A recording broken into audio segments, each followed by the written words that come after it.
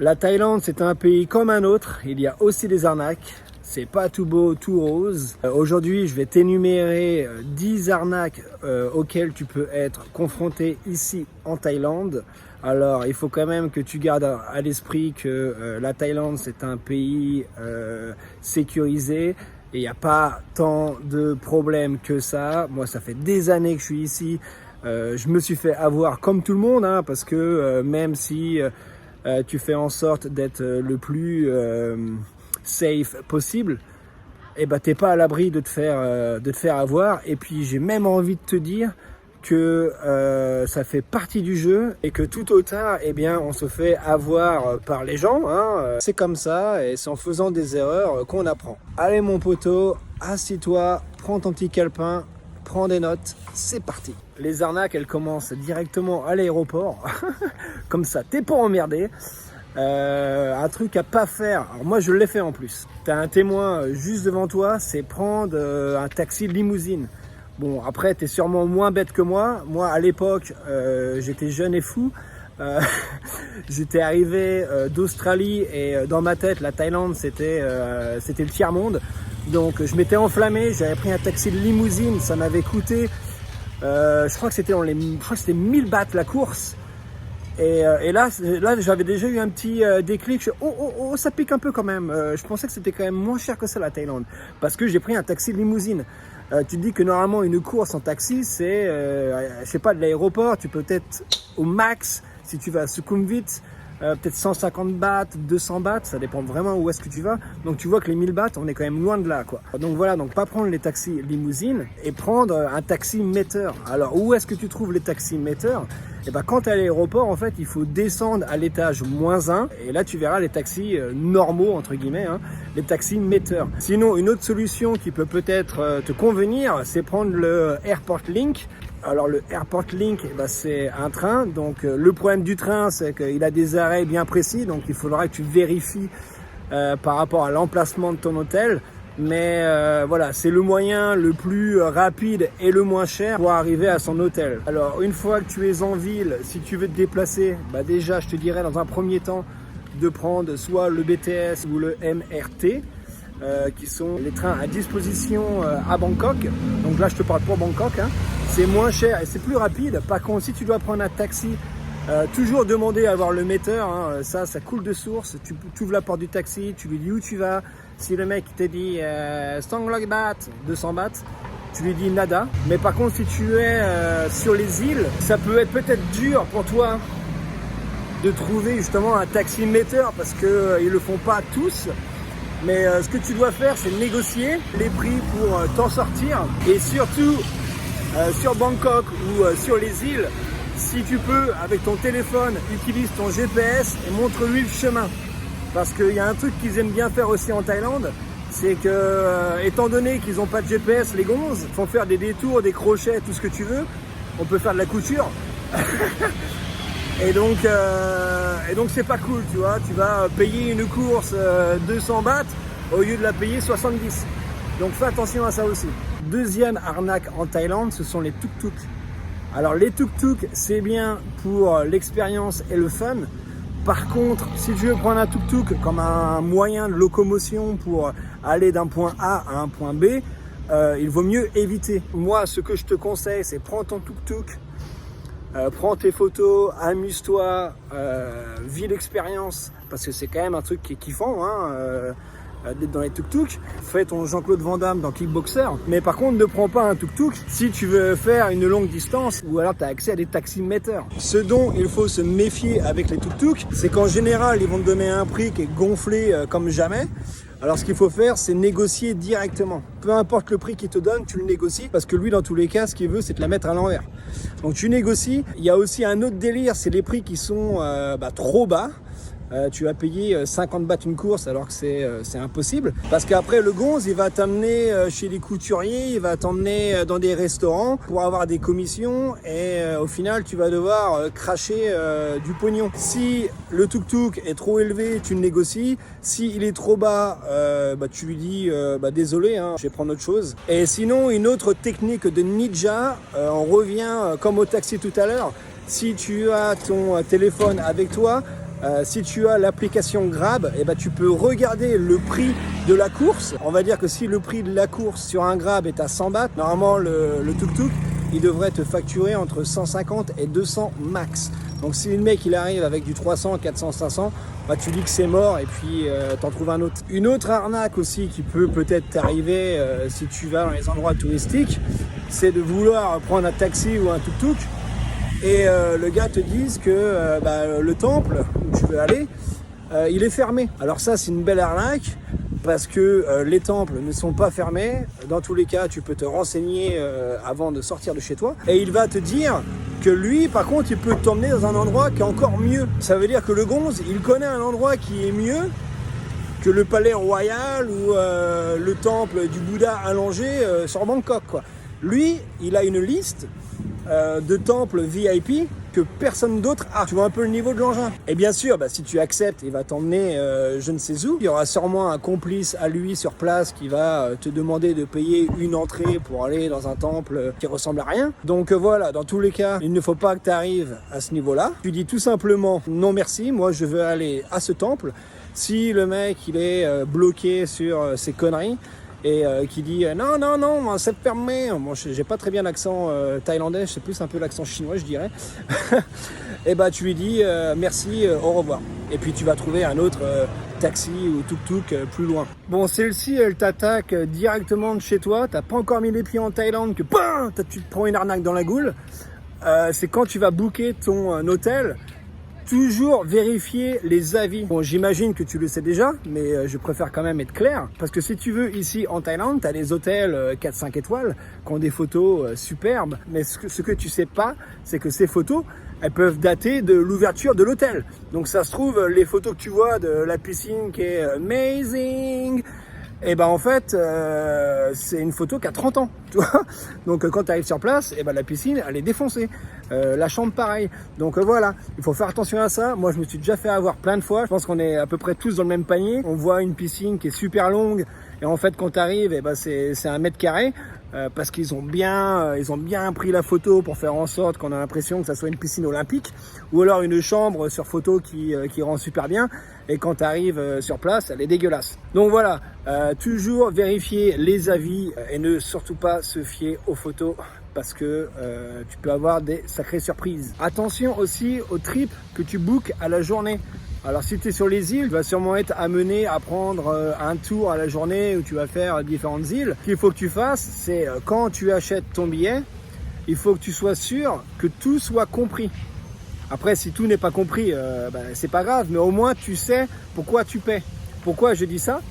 Parce que tu peux être amené à te retrouver, je sais pas, moi tu vas à Maya Bay par exemple, et puis là, tu as un gars qui va te demander de payer l'entrée sur l'île. Alors que tu as déjà payé ton billet du tour et que justement c'est compris, tu vois.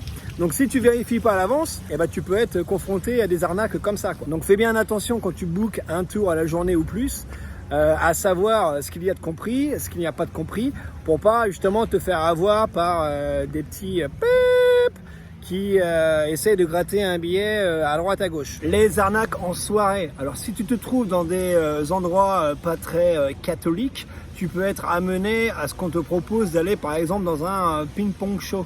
Alors je sais pas si tu connais les ping-pong shows. Bon, c'est pas le sujet de la vidéo, même si c'est intéressant.